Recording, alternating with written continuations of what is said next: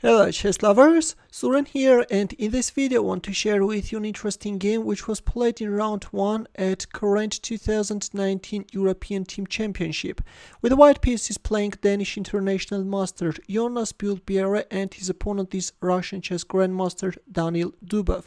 But before starting our game, make sure that you are subscribed in order not to miss my future uploads. As I've already mentioned, Bjerre was playing with the white pieces and he opened up with e4.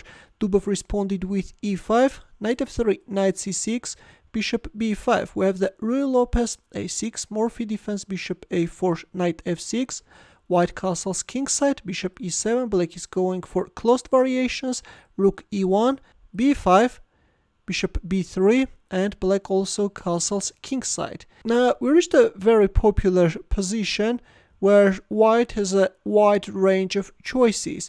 Now if you play a move like c3, then black can go for Marshal attack and can play d5. That's why usually white is avoiding this sharp and complicated line, and instead of playing c3 is choosing moves like a4 or h3 or d4 or d3, which are known as anti-Marshal moves. But the interesting thing is that in here, Bjerre went for this anti-Marshal a4 move, but anyways, Dubov went for d5. I have to tell you that this is a very rare continuation, and in here usually black is either playing bishop b7 or b4. But in our game we have this rare and provocative d5 move. I have to tell you that I checked up in my database, and from strong players only Ivan Sokolov and Alexander Shabalov had chosen this line. But of course I have to tell you that there were only a few games available with this line. In here Bjerre played e takes d5, but according to the engine the best move is a takes b5. Let's take a quick look at this line suggested by Stockfish, where in the end of the day white is getting an extra pawn. Though I have to tell you that still things are not so clear, and despite the fact that white has an extra pawn, black has a compensation, black is leading in development and has nice attacking chances. But in our game after d5, as I've already mentioned, Bjerre played e takes d5. Dubov responded with knight a5, knight takes e5, knight takes b3, and c takes b3. Well, knight c6 looks tempting, but black has a powerful defensive resource, bishop g4. The idea is that knight f3, then bishop c5 check is coming. Of course, this is also leads to massive complications, but in the end of the day, black is doing just great. No problem at all.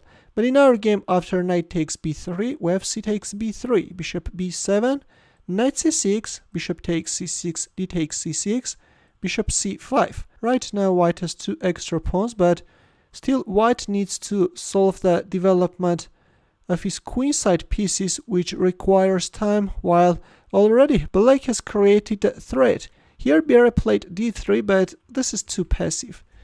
Playing d4 and giving up the pawn is better. In that case white could somewhat speed up his development, but in our game we have d3, to which Dubov responded with a very interesting bishop takes f2 sacrifice. Well, I have to tell you that after this sacrifice the engine is evaluating the position as equal, but from white's perspective it's difficult to find the best defensive moves, and it was in here that actually white made a mistake and played bishop e3, which is losing. Instead it was better to play either king g3 or king f3 or king f1. Those two moves look a bit scary.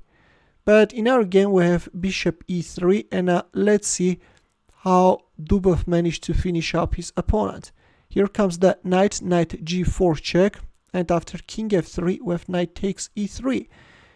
Black is removing that defender which was attacking black queen, after which here comes the rook e8. There's just no time, to switch into the defense these queenside pieces, and using that fact black is winning.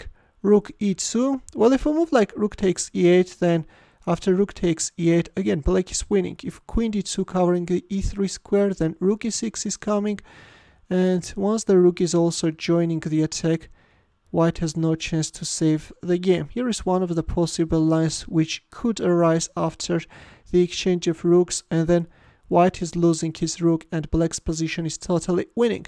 In our game after rook e8 we have rook e2 and queen f6 check, king g3 and g5. A powerful move, and I have to tell you that Dubov is simply playing a precise game. The threat is queen f4 check followed by queen h4 checkmate. White played rook f2, but this time black queen harassed white king from d6 square, king h3, queen h6 check, king g4, and after queen h4 check finally white resigned. If king f5, then queen d4 is coming with the threat of rook e6 followed by queen d6, and if king takes g5 then h6 is coming and black king is quickly getting checkmated.